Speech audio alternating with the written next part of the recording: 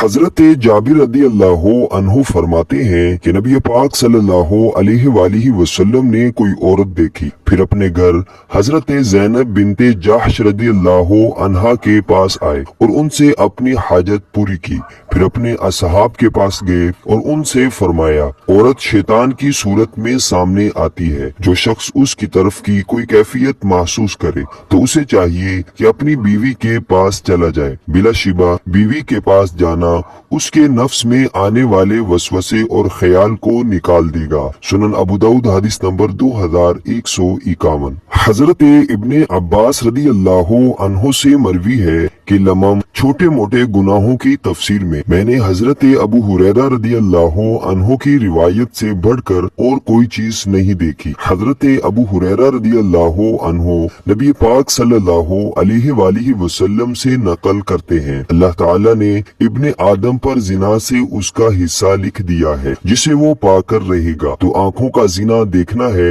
زبان کا زنا بولنا ہے، اور دل تمنا اور خواہش کرتا ہے، اور شرمگاہ اس کی تصدیق یا تکذیب کرتی ہے۔ سنن ابو داؤد حدیث نمبر 2152۔ حضرت ابو ہریرہ رضی اللہ عنہ نبی پاک صلی اللہ علیہ وآلہ وسلم سے بیان کرتے ہیں کہ آپ صلی اللہ علیہ وآلہ وسلم نے فرمایا، بلا شبہ اللہ عز و جل نے میری امت سے وہ امور معاف فرما دیے ہیں جن کے متعلق انہوں نے گفتگو نہ کی ہو یا عمل نہ کیا ہو، اور وہ جس کے متعلق محض دل میں خیال آیا ہو۔ سنن ابو داؤد حدیث نمبر 2209۔